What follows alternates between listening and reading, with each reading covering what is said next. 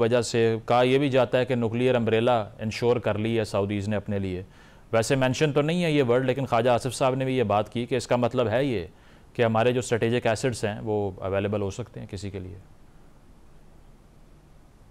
खैर मैं इस पे तो बोलूँगा ही नहीं, उसकी वजह है कि ये तो जो है ना हमारे ख़िलाफ़ लोग ये कह रहे हैं कि पाकिस्तान ये करेगा और वो करेगा और ये नेटो बन गई है। वो चाहते ही हैं कि इम्प्रेशन, ये हमारा nuclear programme is India specific. I want to be very clear as former foreign minister, I can put it on record, it's India specific. Hindustan ने ये रेस शुरू की थी और हमने कहा था कि साउथ एशिया को न्यूक्लियर फ्री जोन होना चाहिए। हिंदुस्तान ने 1971 या 2 में स्माइलिंग बुद्धा जो एक्सप्लोजन किया था, तो उसके बाद प्राइम मिनिस्टर जुल्फ़िकार अली भुट्टो ने फैसला किया कि पाकिस्तान को न्यूक्लियर वेपन्स बनाने पड़ेंगे। The rest is history. हमने बनाई थी इंडिया स्पेसिफिक। हमारे खिलाफ होता था कि ये इस्लामिक बॉम्ब है वगैरह वगैरह। तो इसलिए मैं ये कहूँगा कि नेटो वेटो को छोड़ दें। अभी तो पोजीशन यह है कि जो गल्फ़ की रियासतें हैं वो इनसिक्योर फील कर रही हैं, चाहे वो इस किस्म का मुआहिदा करें पाकिस्तान के साथ या उनके एग्जिस्टिंग जो मुआहिदे हैं मजीद मजबूत हो जाए। कसूरी साहब, ये हो सकता है कि अमेरिका इससे अनकंफर्टेबल फील करे, कि अमेरिका अनकंफर्टेबल फील करे, क्योंकि ये जो मुआहिदे हैं जिस नौइयत के, देखिए अमेरिका जो है उसका सऊदी अरब में और गल्फ में मेन इंटरेस्ट ये था कि वो इन्वेस्ट करें सऊदी अरेबिया में। अभी भी मेरा ख्याल है सऊदी इन्वेस्टमेंट बड़ी भारी तादाद में अमेरिका जा रही है और वो क्राउन प्रिंस शायद उनको अश्योर करेंगे। प्रेसिडेंट ट्रंप की यही चाह रहे हैं कि 1 ट्रिलियन के करीब जो है गल्फ से आए। 600 बिलियन तो क्राउन प्रिंस मोहम्मद बिन सलमान उनको अश्योर कर चुके हैं। नंबर 2, क्या अमेरिका को ख़तरा हो सकता है? उनके तो 3 बेइंतहा बड़े अड्डे, एक सऊदी अरेबिया में है, एक बहरैन में और एक कतर में है। उनको तो कोई खतरा ही नहीं है। उनको पता है कि ये मुआहिदा हुआ क्यों है और उसकी वजह ये इजराइल है, वो अमेरिका तो नहीं है। अगर अमेरिका की गारंटी इजराइल तबाह ना करता तो फिर उनको जरूरत ना पड़ती। तो इसलिए को हम ये जो इत्तेहाद बना को अमेरिका के खिलाफ तो नहीं बना, ठीक है, ये तो सिर्फ डिफेंसिव अलायंस है। कसूरी साहब, इसके अलावा इंडियन फॉरेन पॉलिसी इन्फ्लुएंस था, क्योंकि सऊदी अरेबिया का भी सेकंड सबसे बड़ा ट्रेड पार्टनर भी इंडिया था।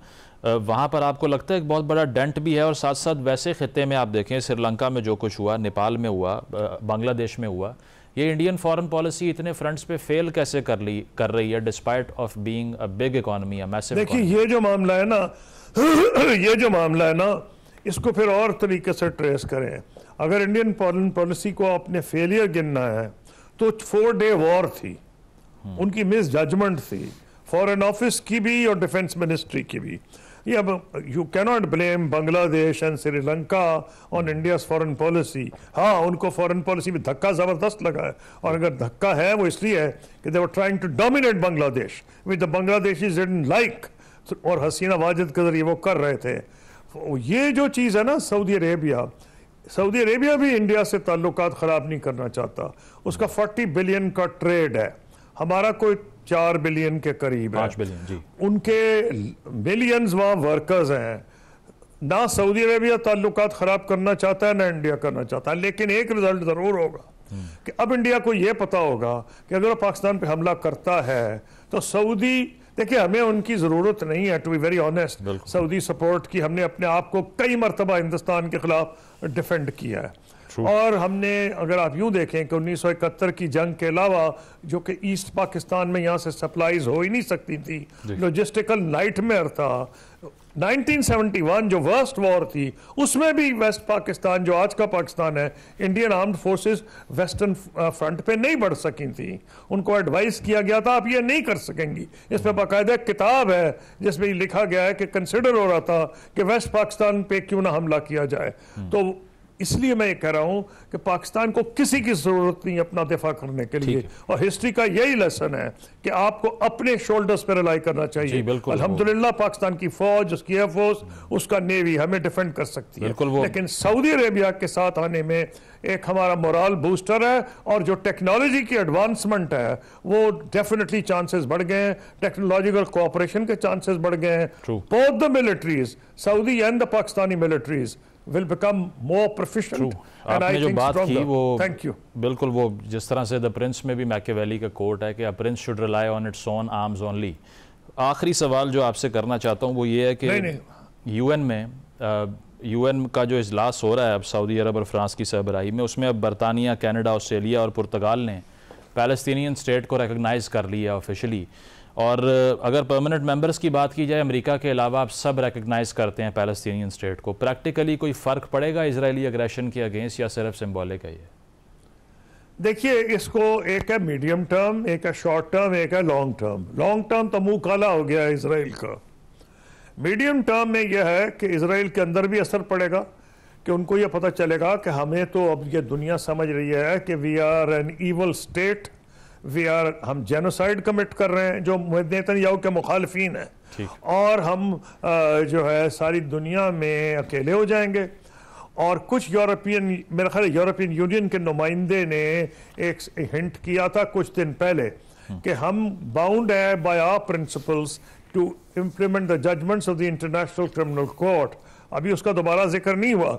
इंटरनेशनल क्रिमिनल कोर्ट ने अरेस्ट वारंट्स किए हैं, इनके इशू किए हैं प्राइम मिनिस्टर नेतन्याहू और उनके जो डिफेंस मिनिस्टर हैं। अगर यूरोप इतना ही कर दे कि हमारी ओवरफ्लाई ना करो, नहीं तो हम तुम्हें अरेस्ट करके हैंड ओवर कर देंगे, जैसे मिलोसेविच को किया था युगोस्लाविया वाले को, तो तुम्हें हम हैंड ओवर कर देंगे, ये खुद बड़ी बात है। फिर उसके बाद ये है कि जो लोकल पॉपुलेशंस हैं उनका बड़ा प्रेशर था इन गवर्नमेंट्स पे। इन्होंने आसानी से नहीं किया क्योंकि वहाँ की राइट विंग भी मजबूत है जो इसके खिलाफ थी कि इसको रिकग्नाइज करें। इसका मतलब है उन्होंने विलिंगली रिस्क लिया है इन मुल्कों ने कि अपनी राइट विंग को अनॉय किया है, क्योंकि वो समझते हैं कि उनके अपने जो बैनुल अक़वामी मफादात हैं और उनकी जो ह्यूमन राइट्स के लिए वो समझते हैं they are committed to it, और पब्लिक ओपिनियन का इतना प्रेशर था जिसकी वजह से हुआ है। तो इसका एक असर तो ये होगा कि आहिस्ता आहिस्ता इसराइल को समझ जाना चाहिए कि अब प्रेशर ये बढ़ेगा कि भाई आपने रिकग्नाइज तो कर लिया, अब अगला कदम क्या है? बिल्कुल, अगला कदम यह है कि इनको ऐसा काम करो कि रोके, ओवरफ्लाइट्स बैन करो या इनको हथियार देने बंद करो। तो ये आहिस्ता आहिस्ता होगा, इसका असर पड़ेगा। जो मोरल बूस्टिंग है वो तो फौरन हो गई है, लेकिन अभी से बदनसीबी से जो कत्लेआम हो रहा है वो इमीडिएटली मुझे नहीं नजर आ रहा। लेकिन ये इजराइल के अंदर डिवीजन होगी और सारी दुनिया में अब प्रेशर बढ़ेगा इजरायली स्टेट का। आपको एक एग्जांपल दे देता हूँ खत्म करने से पहले। एक जमाना था कि साउथ अफ्रीका ने पूरे मुल्क पे कब्जा कर लिया था, पता नहीं 80 या 90% स्याह फार्म थे। लेकिन जब दुनिया ने फैसला किया कि हमने तो नहीं है बर्दाश्त करना, हमने तो गेम्स भी नहीं खेलनी, इनको इंटरनेशनल ओलंपिक्स में भी नहीं खेलने देना, इनके साथ क्रिकेट भी नहीं खेलना, इनके साथ बैंकिंग भी नहीं करनी, तो होश में आ गए। बिल्कुल, उन्होंने ट्रांसफर कर दी पावर। इसका क्या मतलब है? मतलब यह है कि इजराइल में जो लोग पागल नहीं है नेतन्याहू की तरह, ये सोचेंगे कि हमारा मुल्क तो बिल्कुल अछूत हो जाएगा, वो तो हमसे न कारोबार करेगा ना हमें ओवर फ्लाइट्स राइट्स देगा, तो इसका असर पड़ेगा। लेकिन 2 दिन में तो नहीं पड़ने वाला। बिल्कुल, वो तो अमेरिका ही बहादुर कर सकता है। अब उसको खुदा करे कि जो मुस्लिम प्राइम मिनिस्टर्स मिल रहे हैं बशमूल प्राइम मिनिस्टर पाकिस्तान, उसका उन पर कुछ असर हो जाए। नहीं तो इस वक्त तो सिवाय अमेरिका के कोई इजराइल को रोक नहीं सकता। बिल्कुल, फिल फॉर असर नहीं।